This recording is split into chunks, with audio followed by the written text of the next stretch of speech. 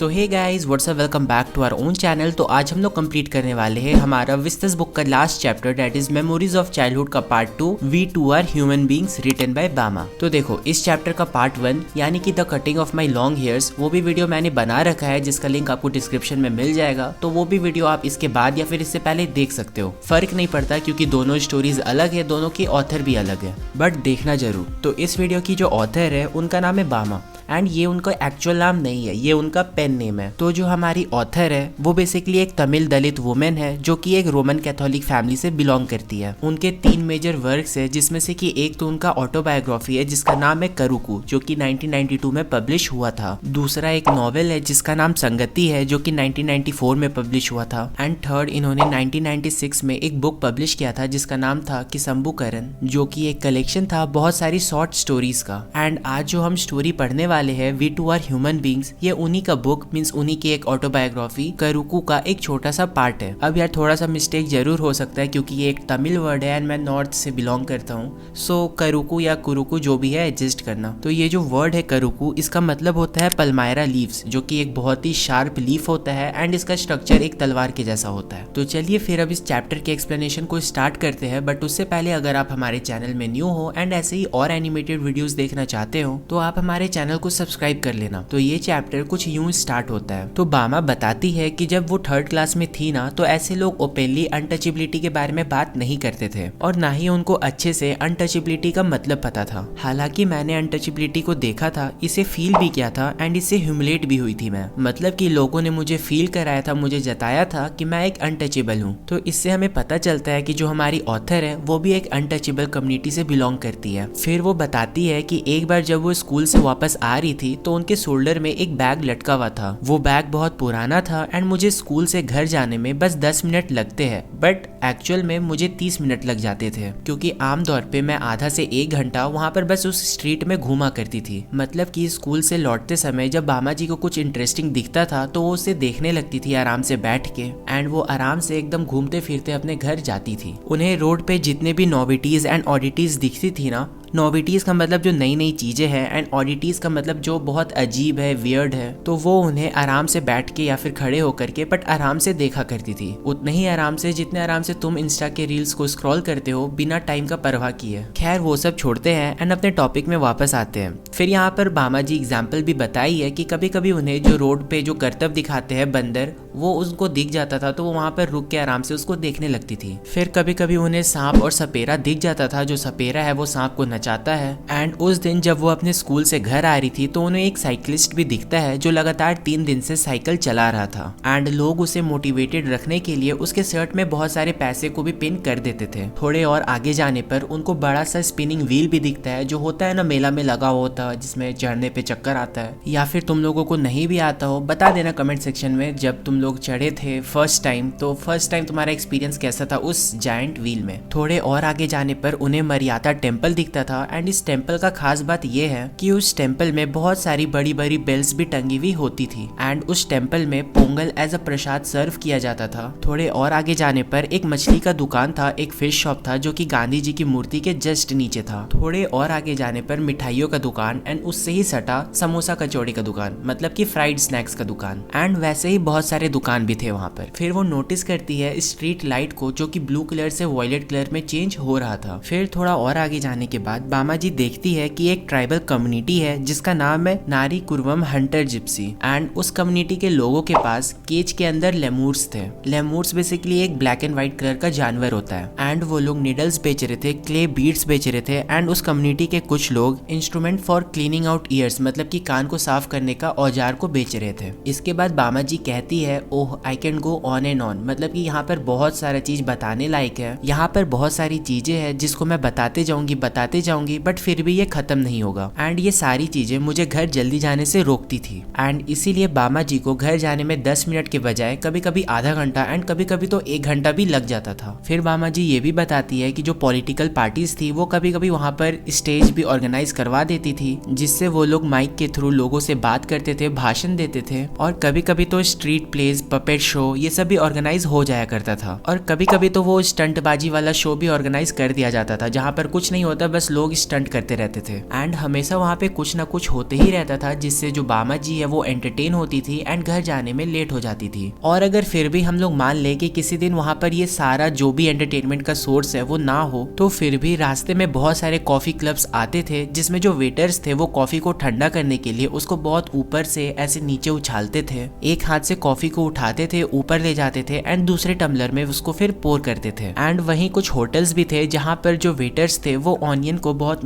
प्याज को बहुत स्पीड में काटते थे, वो भी अपने आंखों को दूसरी ओर करके, ताकि उस प्याज के काटने से उनको आंसू ना आए या फिर उनकी आंखों में जलन ना हो। एंड वहाँ पर एक आलमंड्स का पेड़ भी था, जब वहाँ पर हवा आता है तो वो जो आलमंड्स है वो नीचे गिर जाता था एंड बहुत सारे लोग वहाँ पर आकर के उन गिरे हुए आलमंड्स को उठाते थे, कलेक्ट करते थे एंड अपने अपने घर ले जाते थे। एंड ये सारी चीजें उनके पैरों को ऑटोमेटिकली वहाँ पर रुकने को मजबूर कर दिया करते थे। एंड ये अभी खत्म नहीं हुआ है, उनके घर जाने के रास्ते में एक बहुत ही बड़ा फ्रूट मार्केट भी दिखता था, जिसमें बहुत सारे सीजनल फ्रूट्स देखने को मिलते थे, जैसे कि mango, cucumber, sugar cane, sweet potato, palm shoots, gram, palm syrup, palm fruit, guava, jack fruit and वगैरह वगैरह। वो रोज ये देखा करती थी कि अलग अलग लोग आकर के वहाँ पर अलग अलग फ्रूट्स या फिर अलग अलग सामान बेचा करते थे, जैसे कि स्वीट्स, फ्राइड स्नैक्स, पायसम, हलवा, बॉइल्ड टमरिंड सीड्स, आइस लॉलीज। फिर बामा जी बताती है कि ऐसे ही जब मैं एक दिन अपने घर जा रही थी एंड जब मैं उस स्ट्रीट में पहुंचती हूँ जिस स्ट्रीट से मेरा मोहल्ला स्टार्ट होता है, जहाँ पे मेरे टाइप के लोग रहते थे, एंड उस वक्त भी मैंने अपने शोल्डर्स पे अपना ये बैग टांगा हुआ था एंड मैं जहाँ खड़ी थी उसके अपोजिट साइड में एक थ्रेसिंग का फ्लोर को भी सेटअप किया गया था एंड वहाँ का जो लैंडलॉर्ड था वो वहीं पर एक पत्थर के ऊपर एक बोरी को बिछा के उस पर बैठा हुआ था एंड उन वर्कर्स को काम करते हुए देख रहा था। एंड वो वर्कर्स बामा के जैसे ही थे, मतलब कि बामा जिस कम्युनिटी से बिलोंग करती है तो उसी अनटचेबल कम्युनिटी से ये लोग बिलोंग करते थे। फिर वो बताती है कि उनके कैटेगरी के लोग बहुत ज्यादा मेहनती थे, बहुत ज्यादा हार्डवर्किंग थे, वो सारा काम करते थे, भले ही वो बैलों को चराना हो या फिर उन बैलों को गोल गोल घुमा के थ्रेसिंग करना हो। थ्रेसिंग बेसिकली उस प्रोसेस को बोला जाता है जब ग्रेन्स को क्रॉप से हटाया जाता है, मतलब कि ग्रेन्स को, चारा को या दाना को अलग कर देते थे स्ट्रॉ से। एंड साथ ही में इस प्रोसेस में जो भी कैटल्स को यूज किया जाता था उसका मुंह को बंद कर दिया जाता था, ताकि वो इस प्रोसेस में ग्रेन्स को खुद ना खा जाए। एंड जो बामा जी थी ना, वो इस प्रोसेस को देख रही थी एंड उनको बड़ा मजा आ रहा था। फिर वो देखती है कि उन्हीं के कम्युनिटी के एक बहुत ओल्ड मैन वहाँ पर आ रहे थे एंड क्योंकि उनका एज बहुत हो गया था तो वो झुक के चल रहे थे एंड बामा जी को उनको देख के उनको कॉपी करने का मन करता है। बामा जी को उनको देख के थोड़ा हंसी भी आता है, बट वो हंसती नहीं है। क्यों आता है? क्योंकि वो जो एल्डर आदमी है वो इतने बड़े हैं, लेकिन फिर भी वो अपने हाथ में उस पॉलीथीन को कैसे पकड़े हुए हैं। फिर बामा जी गेस करने लगती है कि आखिरकार उस पॉलीथीन में, उस प्लास्टिक में होगा क्या। वो गेस करने लगती है कि उस पॉलीथीन में वदाई होगा या फिर ग्रीन बनाना भाजी होगा। एंड वो ऐसा इसलिए गेस करती है क्योंकि वो जिस पेपर में रैप्ड था ना, उस पेपर में बेसिकली थोड़ा सा तेल लगा हुआ था एंड वो जो एल्डर मैन थे उन्होंने उस प्लास्टिक को ऊपर के हिस्से से ऐसे पकड़ा हुआ था जिससे वो उस बैग के मेन कंटेंट को टच नहीं कर रहे थे। फिर बामा जी ये भी सोचती है कि अगर कोई आदमी ऐसे ऊपर से बस पकड़ेगा तो हो सकता है कि नीचे से जो भाजी है वो गिर जाए, स्ट्रिंग हाथ में ही रह जाए एंड बाकी का प्लास्टिक टूट के नीचे गिर जाए। मीन्स हो सकता है ना कि उस भाजी के ऑयल से वो नीचे का एरिया गल जाए एंड सारा भाजी नीचे से निकल जाए, जिससे हमें ये पता चलता है कि ये बेसिकली पॉलीथीन या फिर प्लास्टिक का बैग नहीं बल्कि एक पेपर बैग था। फिर वो थोड़ा और ऑब्जर्व करती है, वो देखती है कि जो ओल्ड मैन है वो वहाँ पर लैंडलॉर्ड के पास जाते हैं, थोड़ा और झुकते हैं एंड अपना दोनों हाथ को आगे करके उस भाजी को या फिर जो कुछ भी है उसे लैंडलॉर्ड को दे देते हैं। एंड फिर वो लैंडलॉर्ड उस पैकेट को खोल के उसके अंदर में रखा हुआ वदई को खाने लग जाते हैं। फिर इस इंसिडेंट को देखने के बाद बामा जी अपने घर चली जाती है एंड इस इंसिडेंट को अपने बड़े भाई को बताती है। वो इस चीज को बहुत ही कॉमेडिक वे में बताती है एंड खुद बताते बताते हंसने भी लगती है। लेकिन बामा जी के बड़े भाई को इस बात को सुन के बिल्कुल भी हंसी नहीं आता है। वो अपनी बहन बामा को बताते हैं, वो उनको रियलिटी चेक देते हैं। वो बताते हैं कि जो लैंडलॉर्ड्स है ना वो हमें लोअर कास्ट का मानते हैं एंड ये लैंडलॉर्ड अपर कास्ट है एंड इनका मानना ये है कि अगर वो हमें टच कर ले या फिर हम उन्हें टच कर ले तो वो बेसिकली पॉल्यूटेड हो जाएंगे। एंड इसीलिए वो जो एल्डर है वो उस पैकेट को उस स्ट्रिंग से पकड़ा हुआ था ताकि जो अंदर का सामान है वो उसे टच ना कर पाए एंड वो भी पॉल्यूटेड ना हो पाए। मतलब बहुत ही बकवास चीज है बट स्टिल। एंड इसीलिए वो झुक के उस स्ट्रिंग को पकड़ के दूर से ही लैंडलॉर्ड को वो पैकेट दे देता है। अब इस चीज को सुनने के बाद बामा जी को बहुत बुरा फील होता है, बहुत अजीब लगने लगता है। वो सोचती है कि वो वदई ऑलरेडी पहले बनाना लीफ में पैक हुआ है एंड देन फिर उसको पेपर बैग में रखा गया है, तो आखिरकार अगर कोई उसे टच भी करे तो वो कैसे पॉल्यूटेड होगा। एंड फिर उनका गुस्से से मन ये भी हो रहा था कि वो खुद जाकर के उस वदई को, लैंडलॉर्ड के हाथों में जो वदई है उसको टच कर दे। फिर वो ये भी सोचती है कि आखिरकार क्यों क्यों हमारे लोग, हमारे एल्डर्स इन लैंडलॉर्ड्स के लिए मार्केट में जाते हैं, इनके लिए सामान खरीदते हैं एंड फिर इनको यहाँ पर आकर के सर्व करते हैं या फिर देते हैं। एंड वहीं ऑन द अदर हैंड ये लैंडलॉर्ड कितने ज्यादा बेशरम नहीं,